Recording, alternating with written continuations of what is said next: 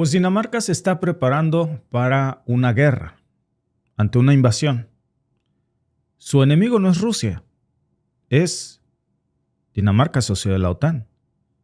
Y su amenaza más grande es otro socio de la OTAN, Estados Unidos. Dinamarca está armando a Groenlandia para protegerse de una posible invasión de Washington. Tal cual. Por cierto, esto no es de un medio antioccidental. Es de un medio occidental que está confirmando esto. La propia BBC. Es un enfoque, por supuesto, europeo. ¿A quién percibe como amenaza un miembro de la OTAN? A Estados Unidos. ¿De quién teme una invasión? Déjà vu, amigos, vaya vueltas que da la vida. No temen una invasión rusa, sino una invasión de los Estados Unidos. Y se están armando y están enviando tropas en estos momentos a Dinamarca, preparándose para eso. Curioso que no estemos hablando de China o de Rusia. La verdadera amenaza resultó estar adentro. Estamos hablando, amigos, y yo creo que esto es lo más impresionante de un país de la OTAN que se está armando contra otro miembro de la OTAN.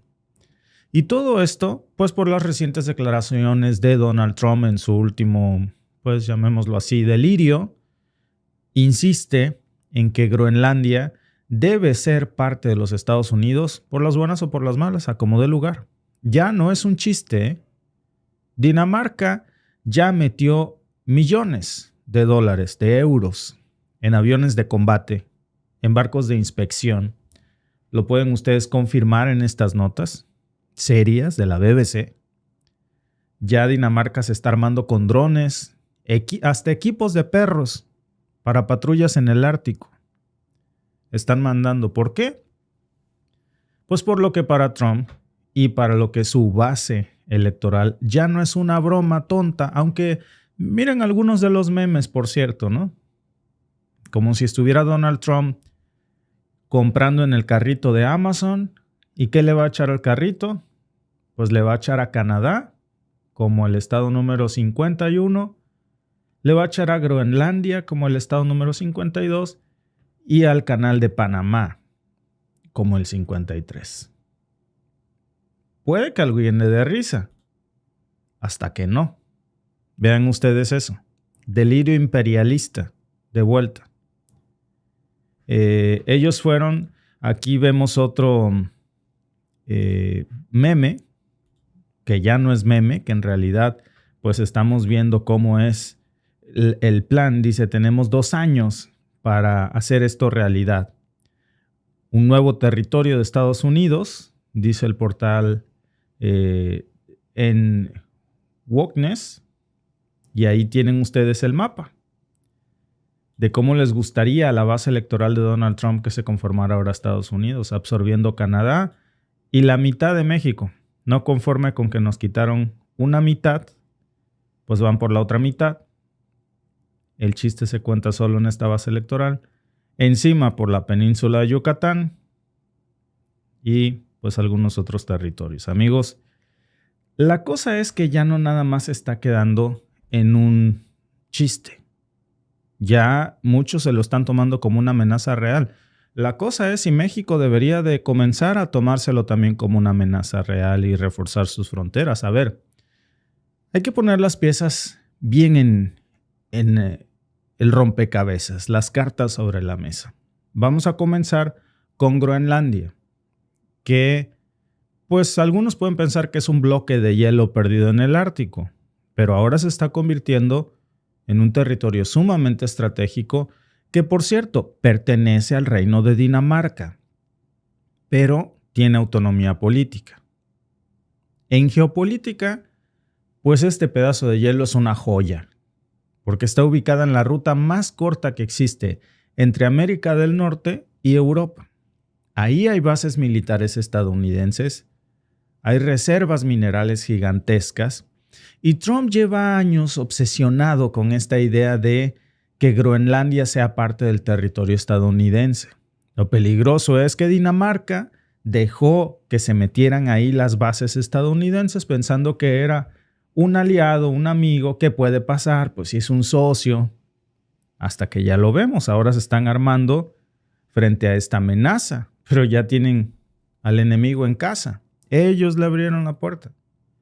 En el 2019 hay que recordar que Trump incluso ya había propuesto comprarla como si fuera pues un terreno en oferta, como este meme que estamos viendo aquí, ¿no? Como si fuera un carrito de Amazon.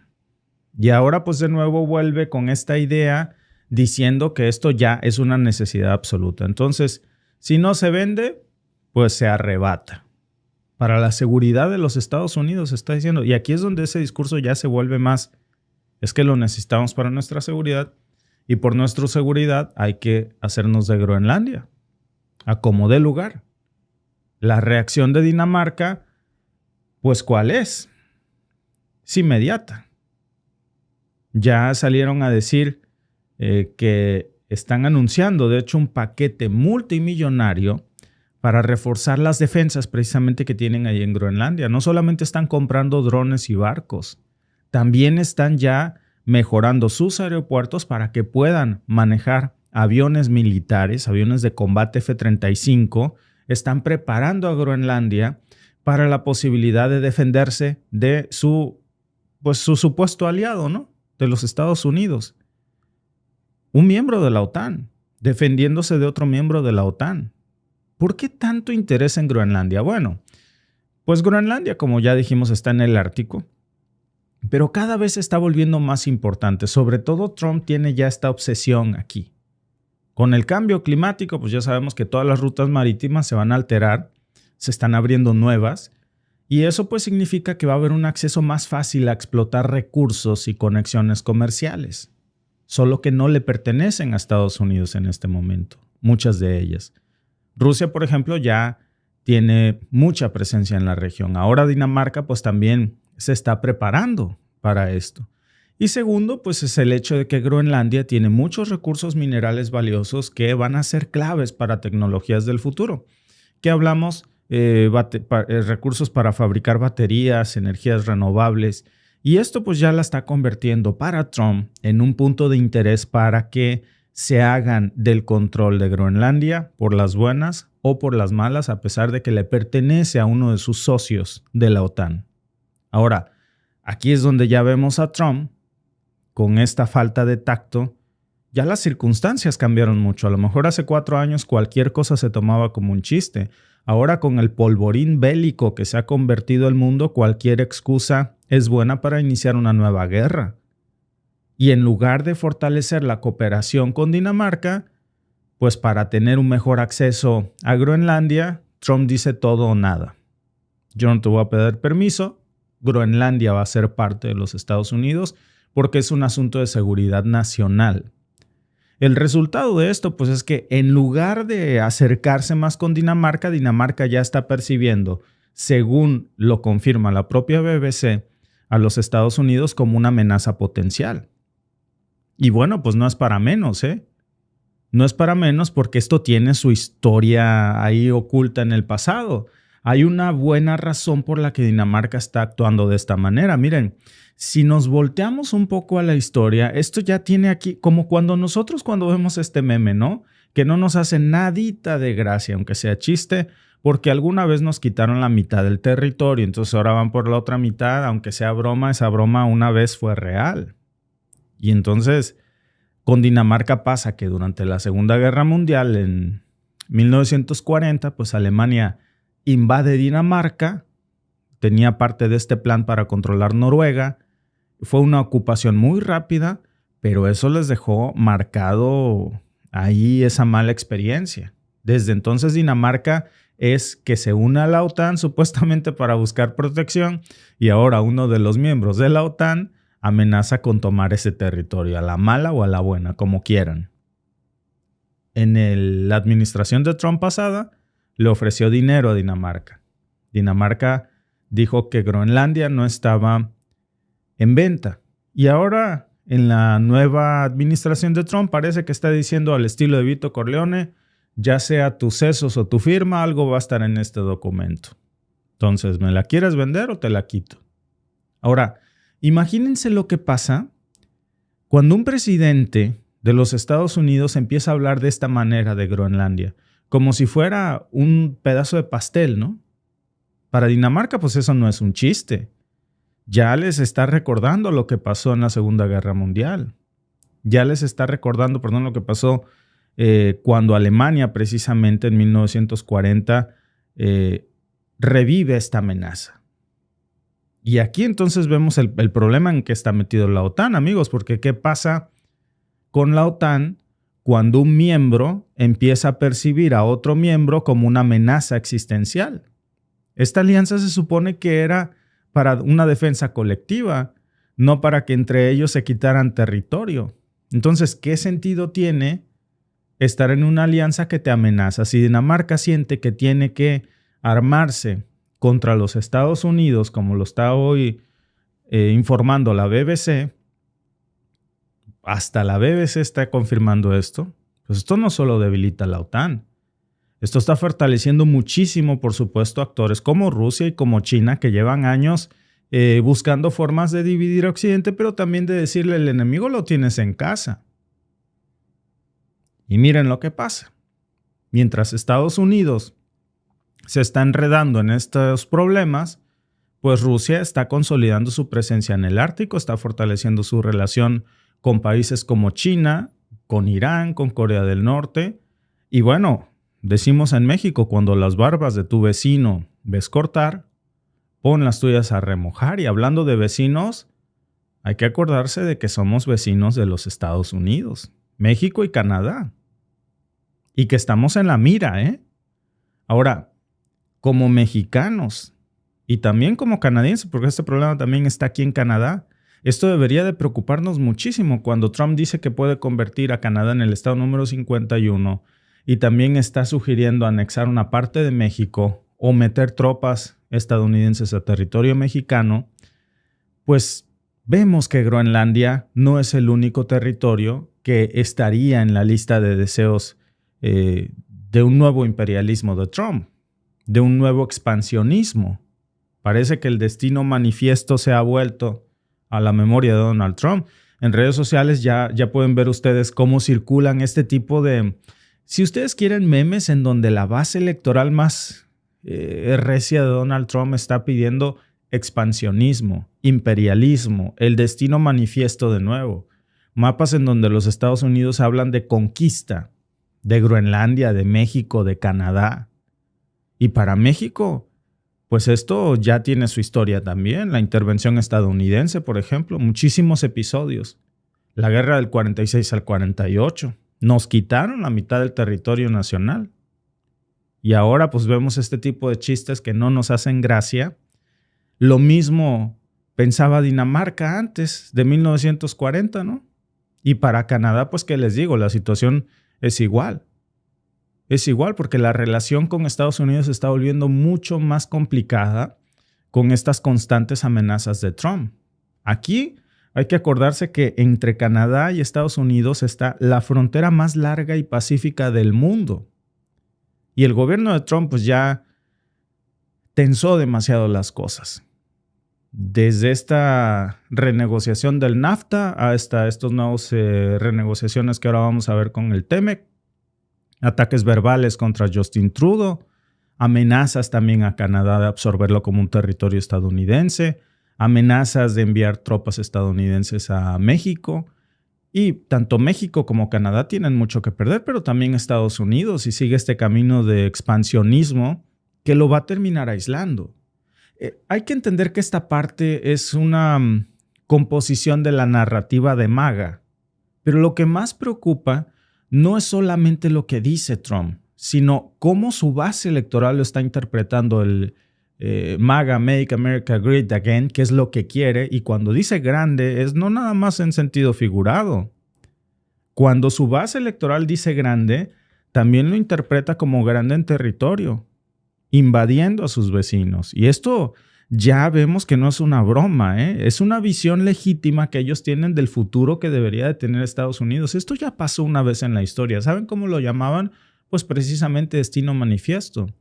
Y cuando tienes a millones de personas, gracias a las cuales Trump llega de nuevo al poder, pidiendo estas cosas, con estas ideas, con el riesgo de que se vuelva real y aún Donald Trump insistiendo demasiado en estos temas, ya no en tono de broma, ya lo dice muy en serio, pues la narrativa MAGA ya está normalizando estos conceptos que deberían de ser impensables en este mundo, como la anexión de territorios que son soberanos, de México, de Canadá, de Finlandia.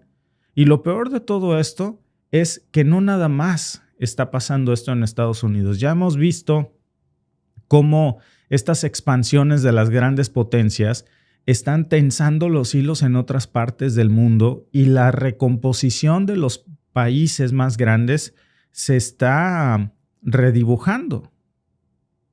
Veremos muy pronto redibujado el mapa ruso, el mapa de Israel. China quiere redibujar o restablecer sus fronteras en Taiwán y parece que Estados Unidos dice, pues sí, aquí ¿por qué no? Oye, pues si es el nuevo trending, pues un pedacito de México y Canadá completo y también me gusta Groenlandia, ¿cuánto con ganas de vender?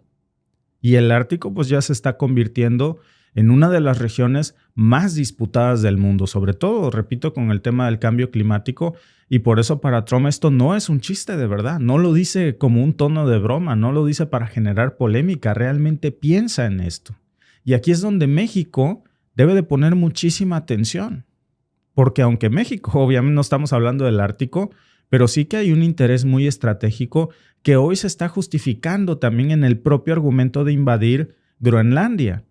El mismo argumento se está usando para México, un tema de seguridad nacional, de los grupos delincuenciales de México, a los que Trump dice los vamos a denominar un grupo, ya saben, terrorista, para no decir la palabra y evitar la censura, y entonces con esto enviar tropas estadounidenses a suelo mexicano. Al fin, cualquier excusa es buena, pero todos llevan a un tema fundamental, la frase seguridad nacional, que permite o legitima la expansión o el regreso del imperialismo a costa de nuestros territorios. Ya, amigos, el hecho de que Dinamarca esté gastando miles de millones de dólares en estos momentos armando Groenlandia para protegerse de los Estados Unidos, pues quiere decir que no es un chiste. Ya no lo ven como algo de broma de Trump. Ya saben que o perciben que esto va muy en serio. Por cierto, esto debería ser una llamada de atención para México y para Canadá. No es solamente una cuestión de política interna. Esto, amigos, debería de percibirse, así como Finlandia lo está percibiendo, como Dinamarca lo está percibiendo, perdón. Ya vemos esta visión de Dinamarca que debería de ser la misma que tiene México, reforzar su frontera militar con Estados Unidos. Y Canadá, pues debería de hacer lo mismo. Si Dinamarca, hoy estamos viendo, amigos, cómo está poniendo ya los focos rojos aquí y que es un síntoma de lo que se puede venir, ¿por qué México y Canadá no deberían de tomar precauciones?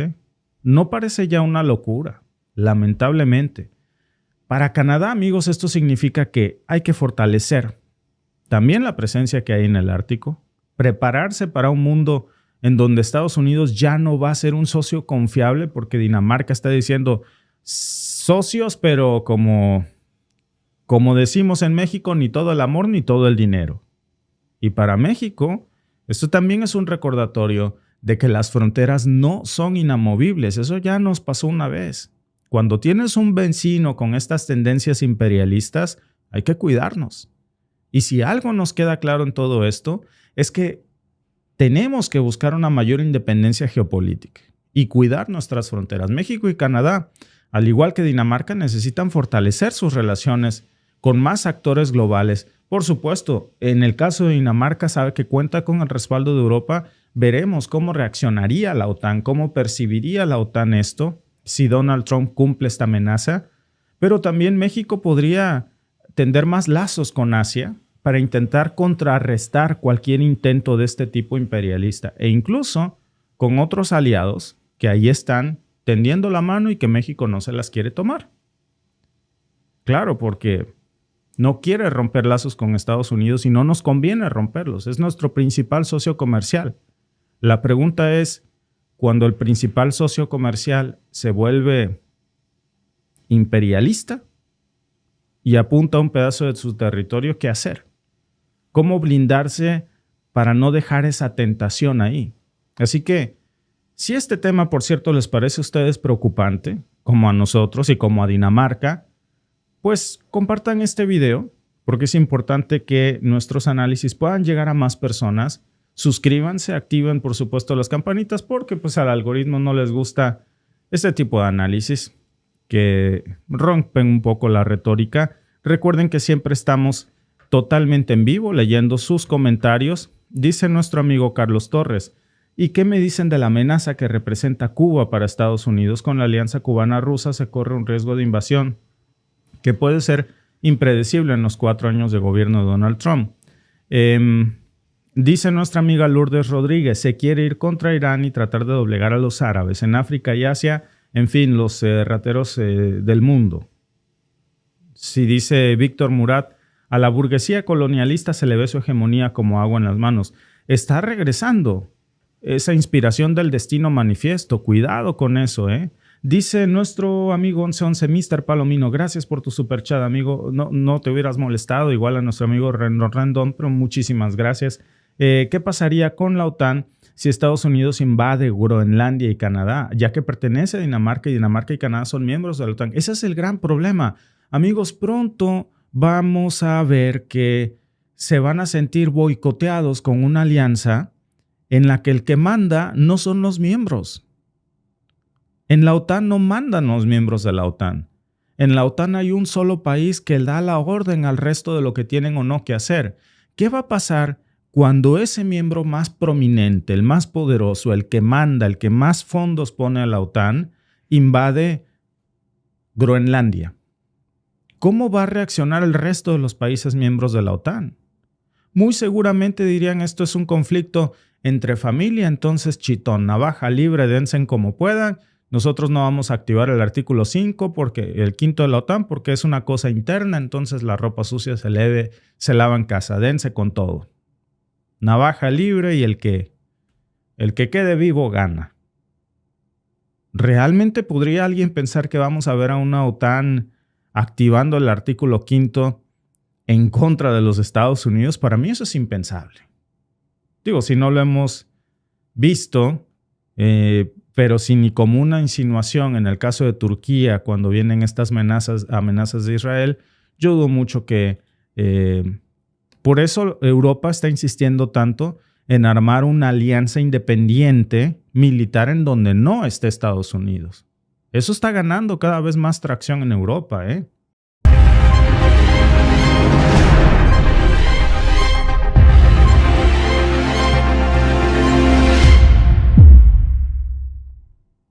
Es muy difícil saber qué creer con la narrativa de los medios de comunicación. Hoy vamos a ver 2 noticias. Una cierta y la otra vamos a ver si es verdad o no. Benjamín Netanyahu tiene cáncer en fase 3. Fue el titular de muchos medios de comunicación este fin de semana, en medio de un escándalo de corrupción. No solo contra él, enfrenta un juicio Benjamín Netanyahu en el propio Israel por corrupción, malversación de fondos, con toda esta guerra, por supuesto. Su esposa también. Pero también se acaba de descubrir algo más, que sería que Israel acaba de autorizar, o estaría autorizando, según revela esta investigación del New York Times, asesinar o matar a 20 civiles inocentes por cada culpable en Gaza. Es lo que está diciendo hoy el New York Times, con muchísimos matices. Pero bueno, vamos a comenzar con esta primera nota que nos está ya mostrando y confirmando, por cierto, esta es información que comenzó a circular en los portales israelíes. Benjamín Netanyahu, obviamente el primer ministro de Israel, tiene un diagnóstico de cáncer de próstata en etapa 3. ¿Por qué esto es algo que impacta al mundo? Bueno, porque no solamente afecta a la salud de Netanyahu. Claro que también esto está tambaleando a todo el sistema político israelí. En un momento en donde, curiosamente, pues se enfrenta demasiadas acusaciones y cualquier vacío de poder puede desencadenar un efecto dominó con repercusiones globales. No estaríamos hablando solamente de una noticia médica. Esto tiene el potencial de redibujar todo el panorama político de Medio Oriente. Mientras yo les explico esto, díganme en el chat si ustedes creen que realmente Benjamín Netanyahu tiene cáncer en etapa 3. Tiene 75 años. Según estas informaciones, pues estarían revelando que el fin de semana fue operado por una próstata agrandada y que su equipo médico confirmó que el cáncer pues estaba en una etapa avanzada. No solamente es un diagnóstico muy malo para Netanyahu, sino que también, además de los términos clínicos, ¿no? Porque esto de etapa 3 pues significa que el cáncer ya habría invadido tejidos cercanos. Algo crítico, sobre todo a la edad de Netanyahu, porque tiene la responsabilidad de seguir matando palestinos, sirios, libaneses, yemeníes, iraníes. Hay mucha destrucción por hacer todavía en su agenda. Y en el contexto actual de Israel, pues es un golpe que pocos líderes pueden manejar sin tener una consecuencia grave. Pero aquí no solamente se trata, amigos, de la salud de Netanyahu, sino de cómo este diagnóstico se está cruzando. Curiosamente, el diagnóstico se da en un momento político y social que es especialmente frágil en Israel. Netanyahu, pues que todos sabemos que es uno de los políticos más polarizantes, más acusados de actos criminales en la historia moderna del mundo, pues hoy está bajo presión por muchísimos frentes. Miren, hay protestas masivas por las reformas judiciales, tiene casos abiertos de corrupción en propios tribunales israelíes, él y su esposa están enfrentando juicios por malversación de fondos. Todo esto, por supuesto, también pasa en un entorno de seguridad que es bastante explosivo. Y la cosa es, si Netanyahu se va, ¿quién tomaría el mando de Israel ahora? Dicen que Netanyahu se está recuperando y que el ministro de Justicia, que sería Yariv Levin, sería quien asumiría temporalmente el cargo de primer ministro. Levin, por cierto, no es cualquier figura, ¿eh? Es el arquitecto de esas famosas y polémicas reformas judiciales que han dividido Israel en todos estos meses. Y sería precisamente quien habría causado estas protestas masivas, parte de esta crisis política. Y bueno, el hecho de que Levin ahora tenga en sus manos una oportunidad así para consolidar su posición, sobre todo cuando enfrenta tantas críticas, pues de muchos que lo ven como un símbolo de dictadura más que de democracia. Y luego tenemos a Israel Katz, que es el ministro de Defensa, que suplió a Galland, que está también buscado por la Corte Penal Internacional, que va a ser quien estaría al frente del Gabinete Político de Seguridad de Israel. Pues es un cambio de roles estratégicos, amigos, que estamos viendo aquí, especialmente en un contexto en donde ya las amenazas de seguridad que se están dando y todos los frentes que está abriendo Israel en múltiples flancos, hablamos de una guerra con Libia, una guerra con Siria, una guerra con Líbano, una guerra con Palestina, otra guerra con Yemen, la otra guerra con Irán. Entonces, Katz estaría pues intentando, si es necesario, calmar las aguas, pero las decisiones más importantes pues van a seguir pasando por Levin. Ahora, ¿alguien quiere quitar de enfrente a Netanyahu o está buscando una excusa o esto es realmente cierto? Todo esto que estamos hoy viendo aquí, porque Netanyahu estaba, por cierto, programado y este dato es muy importante. A lo mejor muchos no lo están viendo, pero Netanyahu tenía que testificar en uno de los casos de corrupción que tiene abierto esta semana. Curiosamente, sus abogados han logrado posponer esas audiencias en donde Netanyahu tendría que comparecer a un tribunal de justicia por corrupto ante las autoridades israelíes, y los abogados lograron posponer esa audiencia por un crítico estado de salud, de un cáncer en etapa 3 y que le habrían removido la próstata a Netanyahu, ¿no? No es un detalle menor. Estos casos pues son gravísimos, entonces pues la coincidencia en esto es, por decirlo menos, sospechosa, ¿no? Muchos ya están diciendo que esto es una táctica, pues nada más para ganar tiempo y su mayor especialidad, victimizarse frente a los señalamientos de corrupción. Tiene casos abiertos en la Corte Penal Internacional, tiene acusaciones en la ONU, tiene acusaciones adentro de Israel Netanyahu por corrupción, por malversación de fondos, por abuso de autoridad.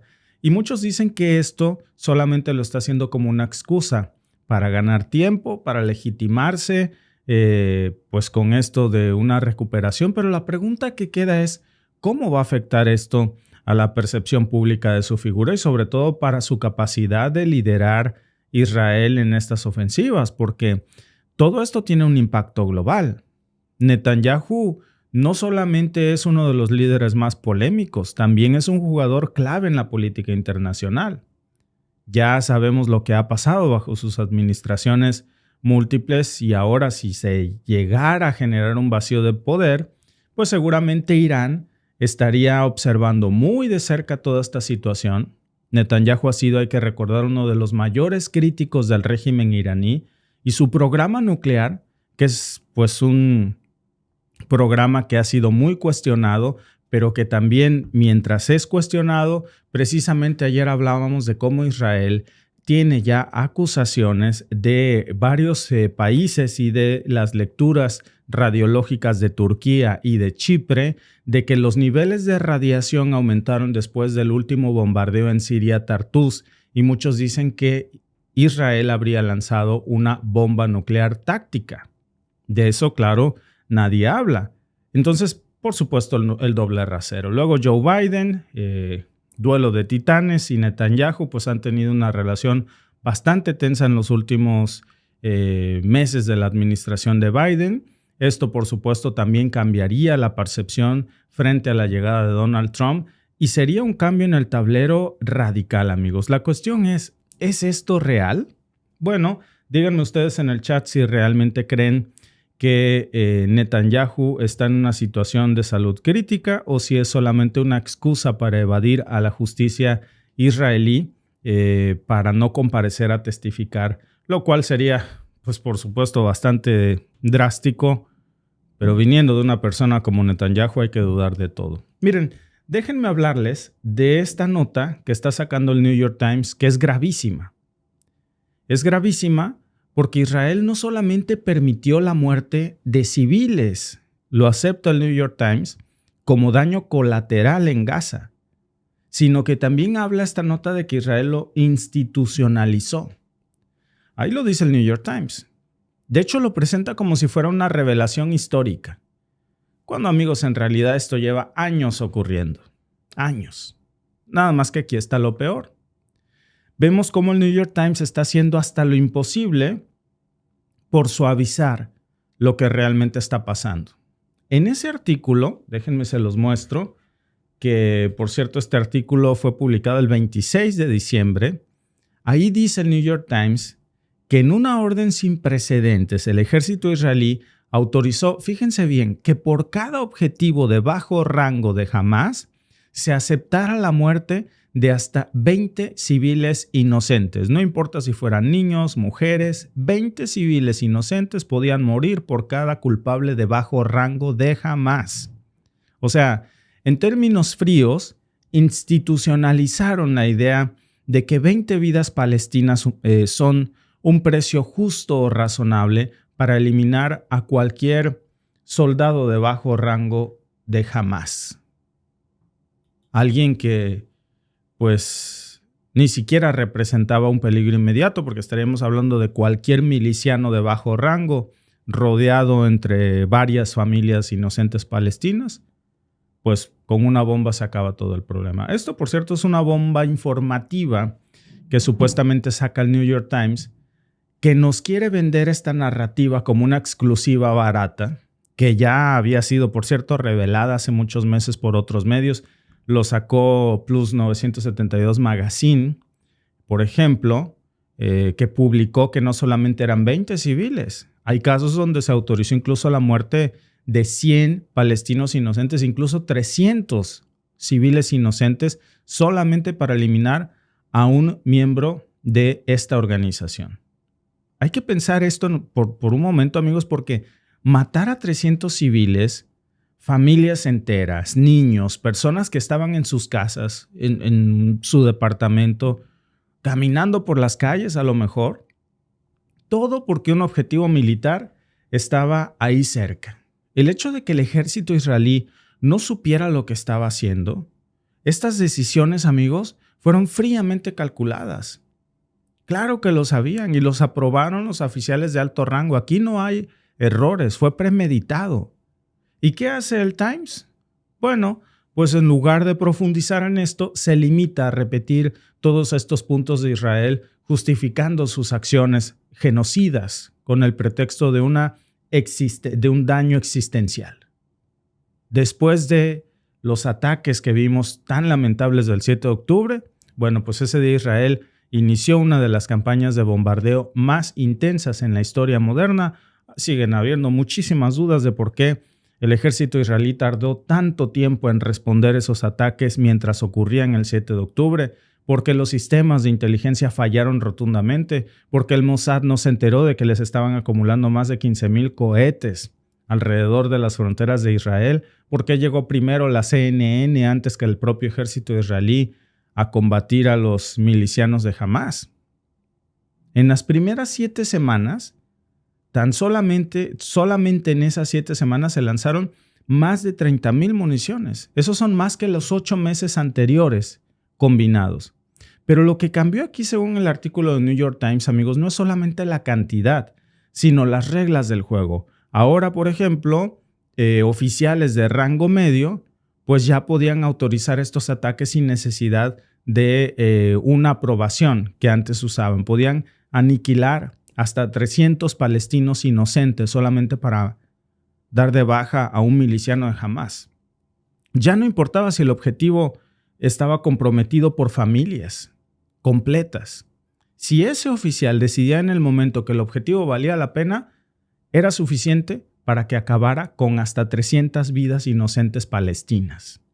Y aquí es, amigos, donde las cosas se están poniendo mucho más graves, muy a pesar del esfuerzo propagandista de el New York Times para vender esto como una excusa.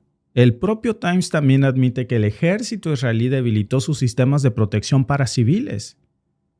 Claro, lo que no nos cuenta es que en muchos casos esas protecciones pues simplemente dejaron de existir. Antes se usaban advertencias, por ejemplo, como los llamados roof knocks, que son pequeños golpes que avisan a los civiles que tenían que evacuar. Pero en esta campaña se usaron mucho menos, es decir, nunca les avisaron a los civiles palestinos que tenían que evacuar. ¿Saben qué usaron según este artículo? Bombas inteligentes, que fueron reemplazadas precisamente por bombas de 2,000 libras que no pueden diferenciar entre un niño o una mujer, arrasan con todo. Ahora, el papel, amigos, tan preocupante de la inteligencia artificial, porque Israel mete estos parámetros en sus sistemas de ataque con inteligencia artificial, y si la inteligencia artificial ve que hay 300 inocentes e identifica un objetivo ahí, en medio de los 300, arrasa. Algunos casos se llegaron a reportar, repito, hasta 300 bajas. Israel mete este sistema de inteligencia artificial que se llama Lavender y con eso selecciona sus objetivos. No lo hace un humano, lo hace la inteligencia artificial. Puede parecer que es algo moderno. La verdad, amigos, es que es un sistema muy básico. Solamente bastaba con que el objetivo fuera un hombre y que estuviera en una zona específica para ser considerado como un objetivo. Estamos hablando, amigos, de decisiones que se tomaban en 20 segundos. 20 segundos para determinar si alguien merecía morir junto con toda su familia y los que lo rodeaban, en un perímetro muy amplio. Lo peor, amigos, es que este modelo no era confiable. No estaba perfeccionado. En muchos casos, muchos de esos objetivos seleccionados ni siquiera eran de importancia, ni siquiera eran miembros de Hamás. Y aún así, usaron esas bombas, por cierto, de fabricación estadounidense para barrer y masacrar a cientos de palestinos. Todo, por cierto, bajo ese término de daño colateral, en el que tanto insiste esta propaganda barata para excusar la propaganda barata del New York Times como daño colateral. Este artículo, que por cierto es vergonzoso, también reconoce que más de 46,000 palestinos por lo menos murieron desde que inició esta ofensiva. 10,000 personas desaparecidas. Y mientras todo eso pasa, pues Israel sigue diciendo que la mayoría de las víctimas eran combatientes de Hamás, cuando la mayoría de esas eran niños de 8, 6, 4 años, mujeres, familias inocentes.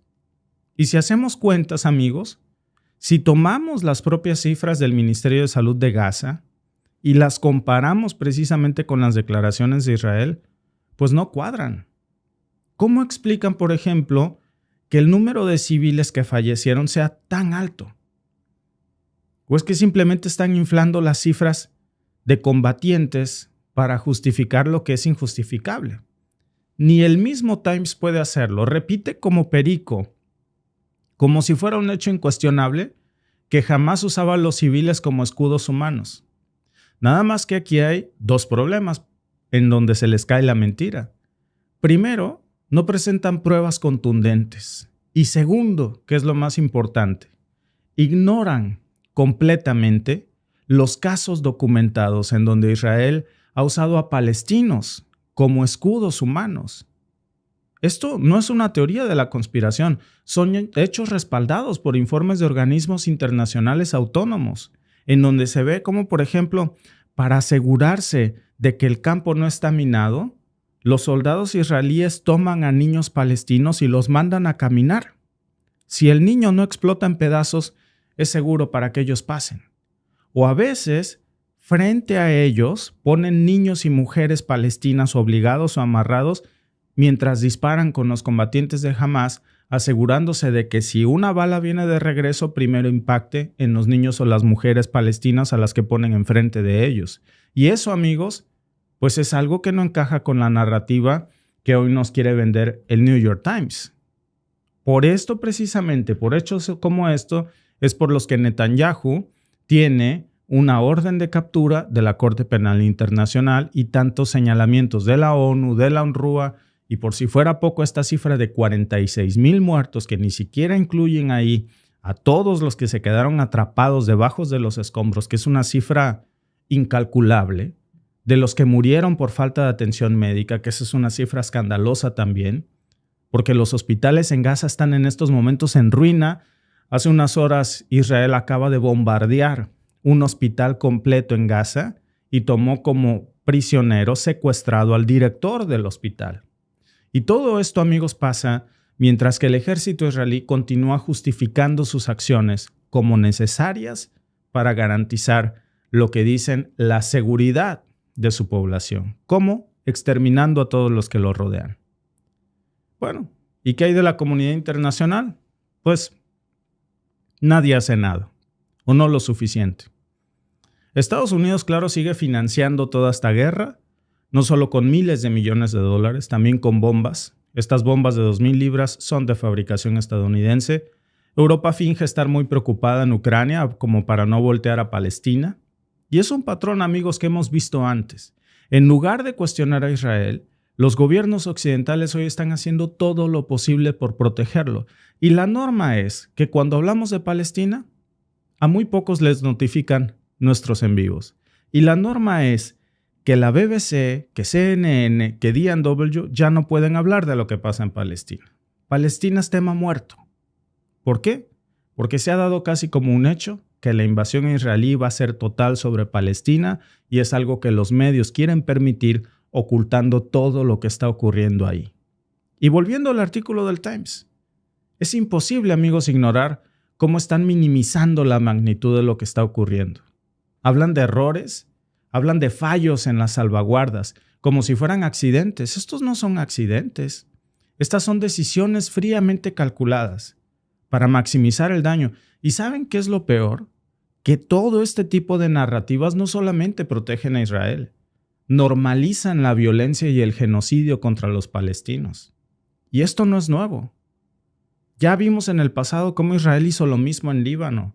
Mató cientos de civiles para eliminar solamente algunos líderes de Hezbollah. Y lo va a seguir haciendo. Donde crean que pueden salirse con la suya, lo harán.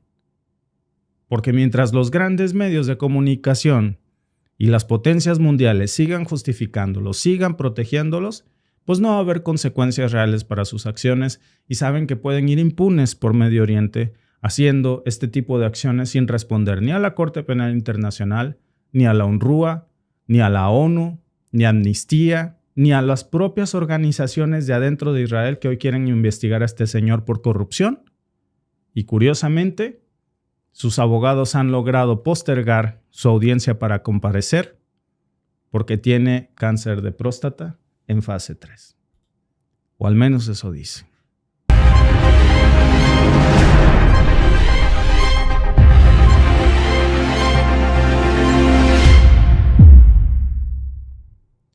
Apenas faltan unos cuantos días ya para que llegue Donald Trump y Rusia se está preparando para la batalla final contra la OTAN. La tensión está aumentando a medida que Biden llega al fin de su administración. Parece que quiere asegurarse de que este conflicto escale y estalle ya directamente, sin intermediarios, la OTAN contra Rusia.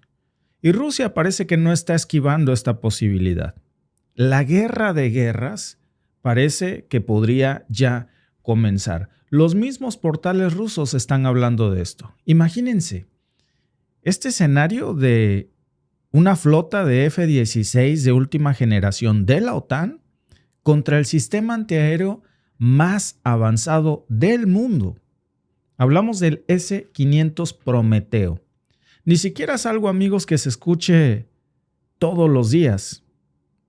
Usualmente sabemos, y bien lo dice aquí nuestro amigo Rafael, para derribar un F-16 es suficiente un S-200, sin necesidad de usar un S-500, Prometeo. A los sionistas en el 2018 el S-200 le bajó muy fácil al F-16. Bueno, hace unos días Rusia derribó un F-16 más con sus sistemas S-300, pero ahora está desplegando todo el arsenal más poderoso que tiene de defensa antiaérea, el S-300. ¿Por qué? Porque sabe que lo que se viene en estos últimos días es una guerra ya directa de la flota aérea de la OTAN, una flota de F-16, en donde todo se va a decidir precisamente en Crimea. Si esta tensión sigue escalando como va, y esto no es una exageración, por eso los portales rusos están barajando ya en estos momentos la posibilidad de esta guerra de guerras, precisamente en el puente de Crimea. ¿Por qué ahí?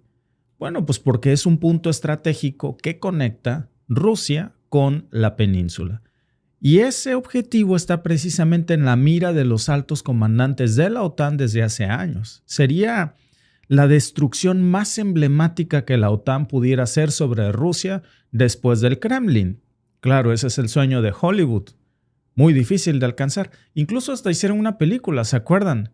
Esta película de Misión Imposible, en donde vuela el Kremlin y heroicamente sale el agente de Misión Imposible intacto mientras todo el Kremlin se hace añicos, ¿no? Es una escena que por lo menos en Hollywood ya la pudieron representar. En la vida real sería muy difícil, pero ¿qué hay del puente de Crimea?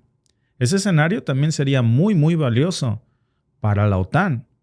Y ahora estamos a punto de presenciar pues un enfrentamiento que tiene el potencial para redefinir todas las reglas modernas de la guerra como la hemos conocido.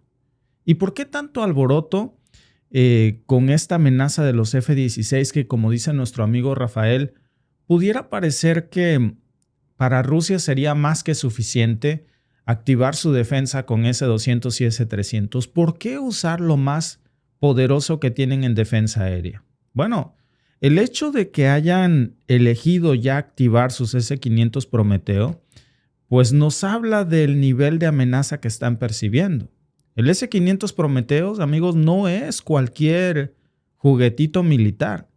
Este sistema, que rara vez se ha nombrado en la guerra, tiene la capacidad no solo de rastrear y derribar aviones, también puede derribar misiles satélites a distancias absurdas y con mucha facilidad también podría derribar aviones furtivos. ¿Saben cómo cuáles? Como los F-35 que tiene la OTAN. Su armamento más sofisticado. Entonces la pregunta es, ¿para qué se está preparando Rusia? Porque este S-500 Prometeo puede derribar incluso a los F-35 con una precisión que pone muy nerviosa a la OTAN. A los F-16 ya ni les cuento. Entonces, claro que el despliegue solamente de esto está jugando un papel que ahora se ve como una jugada esencial para tratar de disuadir a la OTAN de que ni se les ocurra acercar a su flota aérea a este objetivo, porque van a volar en pedazos. La cuestión es si esto es suficiente para la OTAN, porque al final para eso tiene a sus kamikazes en Ucrania, al mando de Zelensky. Estamos hablando de un alcance que tienen estos sistemas de 640 kilómetros aún antes de que puedan siquiera acercarse al puente de Crimea.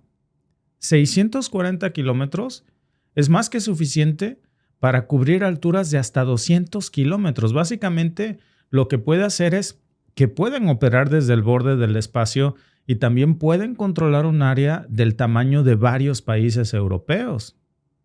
Y todo esto, amigos, pues no es una simple teoría. Esto ya está comprobado. En el 2019, por ejemplo, hubo una prueba con este S-500 que demostró que podía derribar incluso objetivos a casi 500 kilómetros de distancia.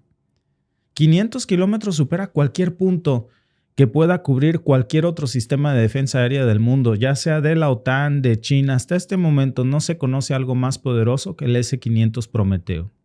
Si comparamos, por ejemplo, esto con los sistemas que tiene la otra parte, la OTAN, que sería, digamos, lo más poderoso que pudiéramos ver, que es lo que ha sido desplegado en Israel, que sería el THAAD, que sería el Patriot de los Estados Unidos, y que hemos visto cómo estos sistemas han sido burlados una y otra vez por Yemen con ataques hipersónicos artesanales, pero no dejan de ser hipersónicos, porque claro, este tipo de sistemas solamente pueden alcanzar apenas 200 kilómetros. No hay competencia. Y ahora pues este monstruo está estacionado en Crimea, ya lo ha desplegado Rusia, y están precisamente ahí estratégicamente ubicados para proteger el punto más valioso que tiene en estos momentos Rusia. ¿Por qué es tan importante este puente de Crimea? Bueno, pues porque no estamos hablando solamente de un simple paso vehicular. No es que solamente transiten autos por ahí. Este puente es un símbolo de la conexión rusa con Crimea. Es una pieza clave tan importante y estratégica como lo era en su momento el Nord Stream 2. Solamente que, claro, el Nord Stream estaba por debajo del agua y el impacto visual no era el mismo, pero la estrategia militar y política que tiene el puente de Crimea es invaluable. Desde el 2014, de hecho, que fue cuando Rusia incorpora Crimea, este puente pues se ha convertido en un objetivo constante para Ucrania, tanto como si fuera el Kremlin. No solamente porque lo quieran destruir una de las obras de ingeniería más grandes del mundo, por cierto, sino que también estaríamos hablando de que si lograran realmente destruir el puente de Crimea, si la OTAN realmente lograra este sueño que tiene de con esa flota de aviones bombardear el puente de Crimea con éxito, pues lo que harían es cortar una de las rutas más importantes de suministro que tiene Rusia en este conflicto y para proteger una de sus joyas de la corona. Entonces, Ucrania ha intentado sin éxito dañar o destruir este puente. Pero ahora, quien lo está haciendo o quien lo quiere hacer, pues es directamente la OTAN. Lo ha hecho a través de Ucrania con ataques de drones, ha intentado sabotajes, ha intentado misiles, lo ha intentado casi todo. No ha podido. Han fracasado en sus intentos. Pero ahora lo que estamos viendo es cómo están escalando la apuesta para utilizar ya la llegada de estos cazas F-16 de la OTAN, misiles de largo alcance, hablaríamos en este caso de los Storm Shadow, y aquí, amigos, ya las cosas se ponen más serias, ya están subiendo la apuesta, porque ya no estamos hablando, claro, solamente de un ataque simple como, digo, simple entre comillas, porque también la OTAN le había echado toda la carne al asador aquí con drones, con misiles. Aquí estaríamos hablando de un ataque masivo por múltiples frentes en donde la OTAN lo que parece que estaría planeando es colapsar los sistemas de defensa de Rusia en Crimea, lanzando múltiples capas de ataques. Hablaríamos primero de una andanada de drones, seguidos de otra andanada de misiles, Storm Shadow, seguido de otra andanada simultánea de Patriots y seguidos de la invasión de sus F-16 lanzando esto. Imagínense todo esto simultáneo, casi junto, intentando colapsar los sistemas de defensa. Bueno, aquí es donde entra precisamente el S-500, porque Rusia parece que no está tomando esto a la ligera. Ya con este sistema, estamos viendo que la posibilidad de que Ucrania logre, mejor dicho, que Ucrania, la OTAN, logre volar en pedazos el puente de Crimea, pues se reduce drásticamente. Sonaba como un plan infalible. Un plan infalible porque aunque estuvieran ahí los S-200 y S-300 contra F-16, pues era más que obvio que con eso no necesitaban más. Pero lanzando todo lo que tiene la OTAN, lo más poderoso al mismo tiempo contra un puente, entonces ya las cosas cambiaban. Es la misma estrategia que ha usado, por cierto, Medio Oriente para colapsar los sistemas de defensa más poderosos que tiene Estados Unidos desplegados en Israel. Y lo han logrado con mucha facilidad. Digo, ya todos sabemos que el domo de hierro pues es una coladera de plástico. No sirve en lo absoluto. No sirvió el 7 de octubre y no ha servido nunca después de eso. Lo que lleguen a parar es pura coincidencia. Pero ahora ya cuando vemos el despliegue del S-500, pues ya estamos hablando de algo que está haciendo que el nivel suba demasiado. Porque no es una simple evolución de algo que, por cierto, no sé si ustedes lo sabían, pero está el S-200, tienen el S-300, después del S-300 le sigue el S-400, pero ya del S-400 al S-500 hay un salto gigantesco. No nada más son 100 números más, no. Estamos hablando de que el S-500 tiene la capacidad de rastrear, de atacar hasta 10 objetivos balísticos simultáneos. Es decir, si la OTAN lanzara solamente 10 misiles balísticos simultáneos, 10 a Crimea, un solo S-500 sería capaz de parar a los 10. Incluso si esos viajan a velocidades de hasta 7 kilómetros por segundo. 7 kilómetros por segundo. Para tener una idea, eso sería más rápido que cualquier misil hipersónico que exista actualmente. Entonces, cuidado con esto, amigos, porque es información oficial de los medios rusos y analistas militares que están cubriendo esto. A ver, déjenme repetir esto porque sería impactante si lo que dice este analista militar ruso, Sergei Lachenko, lo pone en perspectiva y dice que un S-500 podría parar con facilidad 10 misiles hipersónicos. 10 misiles hipersónicos.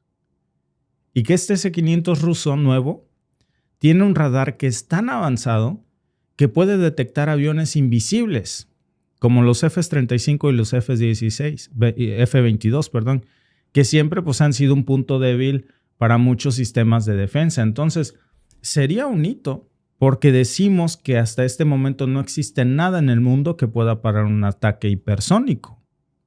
Y ahora Rusia, con estos nuevos S-500 Prometheus, dice que tiene la capacidad de parar no solamente uno, sino hasta 10 ataques hipersónicos simultáneos, nada más con un solo S-500 Prometheus, pero está desplegando, activando en este momento una gran cantidad de baterías ahí. ¿Será esto cierto? Bueno, lo lógico sería dudarlo, ¿no? Decir que esto puede ser propaganda militar.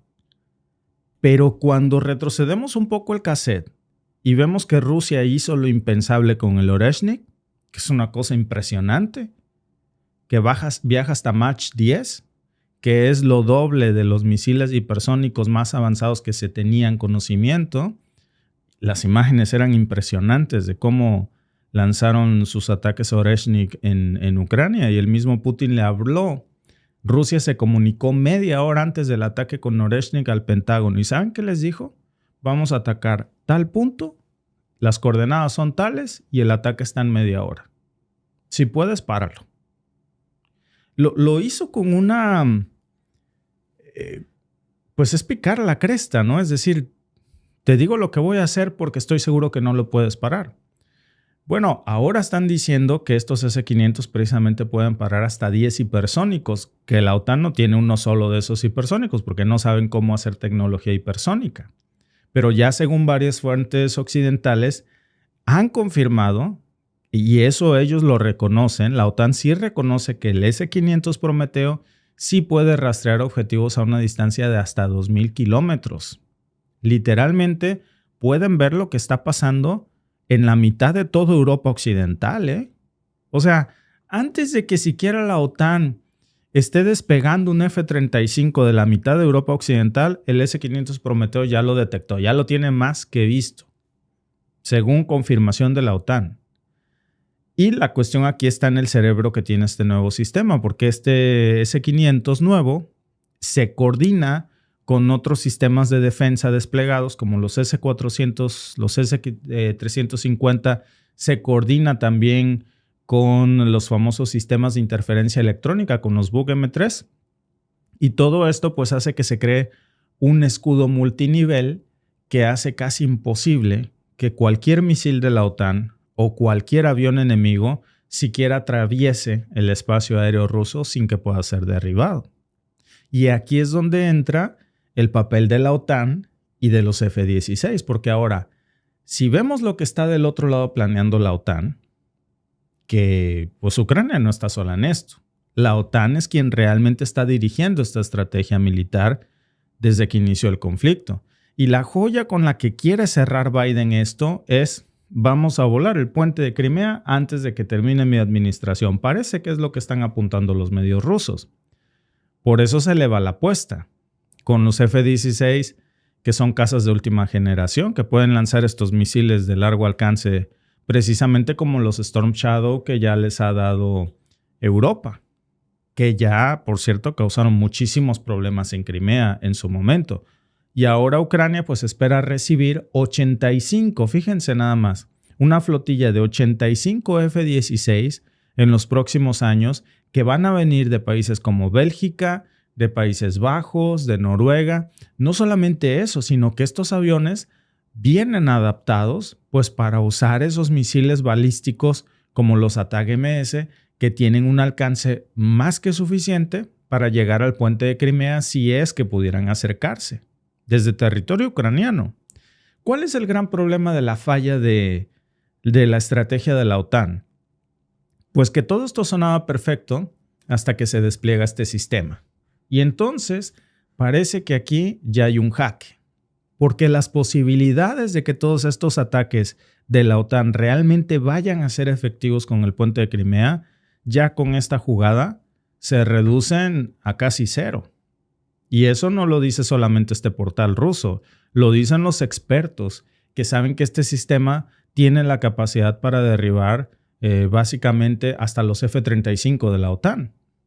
Y el impacto geopolítico que esta maniobra está teniendo, pues no se trata solamente de Crimea.